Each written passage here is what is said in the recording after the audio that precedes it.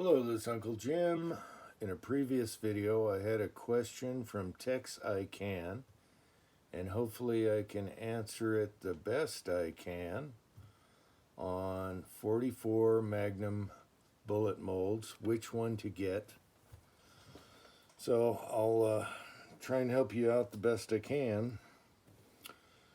So if I was buying a used 2-cavity mold, at a good price, my first choice would probably be the 429-421. And a very close second is the RCBS 250K or KT. That's what I would start with. Now, I don't know what gun you're using. This is the weird thing about 44 mag. A lot of rifles came with a bigger bore. So you want to make sure they drop big enough for that bore. And that's like 4.32 diameter. Revolvers, you just go with your throats. It's not as big of a deal. So I don't know what firearm you're using. I use a contender pistol, some Red Hawks, and a lever action Marlin. And the lever action requires a bigger bore. The Red Hawks, I thought it was 4.32, but they actually like 4.31. But I just do them the same size for both guns. Anyway, if you're starting off, you want your first mold, I would get a used Lyman or Ideal. Ideal is, older. 429, 421. I prefer, for all around 44 mag, I prefer about 255 to 265 grains in a bullet. And that's just good all around. So, and you can get different sizes and all that. So this is the 429, 421. Now there's a lot of controversy on the bands because a lot of the 429, 421s came in different styles. And so a traditionalist would want a fat band at the top that matches the second band.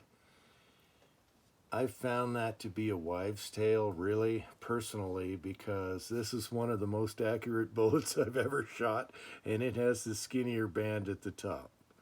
So, does it matter? I don't think so. The Lymans are in the books. Your Lyman books, old or new, you're always going to have low data, so that's an easy one to do, okay, to start off with.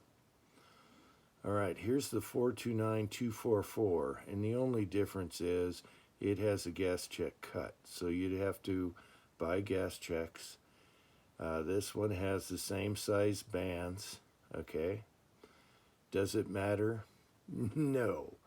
Do you need a gas check? No. If you have a hard enough alloy of the proper size for your bore and it's powder coated, you don't need a gas check. I bought this one because it was cheap. All right, here's the smaller Lyman 429-360, and it weighs, the book says, about 432 grain. It comes out a little heavier than that, but it has a big flat nose on it. So that's nice, but it's kind of light for, I just like the 255 to 265. Okay, so first choice would be this, and a very close second would be the RCBS 250K or the 250KT.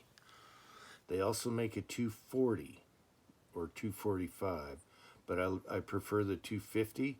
It's a great shooting bullet. Now the KT means Keith type, which means it has a smaller band at the top than the lower band.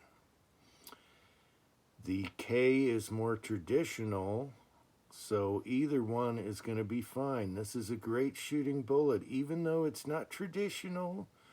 I've already done the Mythbuster thing on that.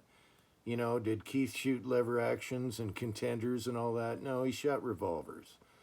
And you're not going to notice the difference at all. In my opinion, I'm sorry. All right, if you're buying new, Arsenal makes this great bullet here, the 429-421-255. And you can order any size you want as far as how wide it drops. And they go by wheel weight alloy. And you'll notice this modern Arsenal awesome bullet a lot of people like has a big band at the bottom and a smaller band at the top. Myth busted again. Great shooting bullet. So you can get this new, made to order, the width you want. So if you're worried about it dropping a little skinny for your firearm, which I don't know what your firearm is, you can custom do that and size it down to whatever you want. Now the RCBSs, you got to be careful. And same with new Lymans, they can come out a little skinnier than you want them to drop, and you can never get bigger. So it's always better to have a little bigger and size it down. This particular one I bought used drops right at the bare minimum for my lever action, which likes a 4.22 diameter, or 4.32 diameter, I'm sorry. But it's just on the border. Now, here's the other thing. If you have a lever action, you got to worry about where the crimp is to the top of the bullet. Otherwise, you might have problems carrying up, cycling around in your lever action and jamming. This one is on the border. I have to crimp it to the extreme top to get it to cycle in my Marlin lever action. Where the RCBS is shorter from the crimp to the top and it feeds easier. Same with the Arsenal. I think they did that on purpose, maybe. Who knows? But they shoot good. Now this is the Lee Big Daddy 310 with a big, wide, fat nose. And that thing is a monster. And it has a gas check cut, and you can shoot it either way. If you're going really hot, put the gas check on it. Not my first choice for just your first mold. You know, once you get some, you're going to want to play with others. But this is a thumper. That's the one that's going to thump. And it's going to thump you too when you load it to the max with H110. Very fun bullet. Cheap molds. You can get a 2-cavity. They also make like the 240 grain. Okay, which is all right. I haven't found the 240 to shoot as good as these Keith style bullets. I like the Keith style. All right. What else can we talk about? In revolvers, I prefer semi-wad cutters like these in any caliber because your revolver doesn't have to feed and you have a way better devastating nose than a ball. So I don't even mess around. I don't even like ball ammo in revolvers at all. I like wad cutters. There's another thing, and I have videos on shooting 44 mag. See, here's a hollow point here, but I have videos on shooting 44 mag, going fast, with a pretty hard alloy, and they mushroom perfectly, just like a hollow point. Now, when you get to a hollow point in a Magnum, a lot of times these petals will break off, and all you have is this left. Now, if you want a frag round, that's fine. But if you want to go through and through with a big mushroom, stick with a nice fat tip, flat bullet wad cutter. This one's really fat, and it will mushroom and take care of business. It'll go through bone and everything and keep on going and make a great mushroom. I have a couple videos on pretty stiff alloy mushrooming in a Magnum, a 44 Magnum especially, because they have the fatter bullet. Okay, I guess that's all I can contribute right now. but 429421 RCBS K or KT, preferably in a 250.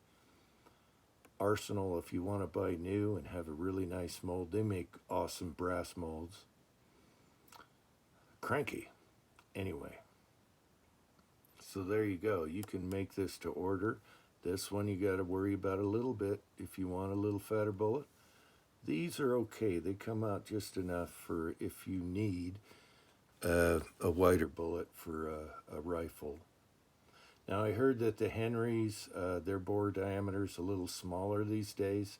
I don't know why the other manufacturers, just in 44 Magnum, made the bores bigger than normal. I hope that helps. My Contender likes 430 to 431 diameter. The Red Hawks, you know, I thought 432 for the chamber throats, and I want to do a video on how to check your chamber throats in a revolver for the right size bullet without damaging your cylinder. They like about 431. I thought 432, but I'm thinking 431 now. I've been playing around and I've been meaning to do a video. And then the lever action likes 432 as far as accuracy. And, you know, I ran some 430s through it and I was getting leading. So it all factors in. There's more bullets out there. I think NOE makes a Keith style bullet, Arsenal and Accurate. So you can choose and you can get them the diameter you want if you want to buy new.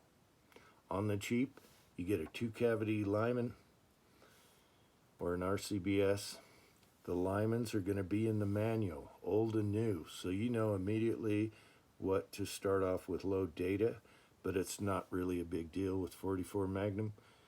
From your crimp down to the base of the bullet, and then for feeding from the crimp up if you have a lever action. I hope this helps somehow. Anyway, until next time.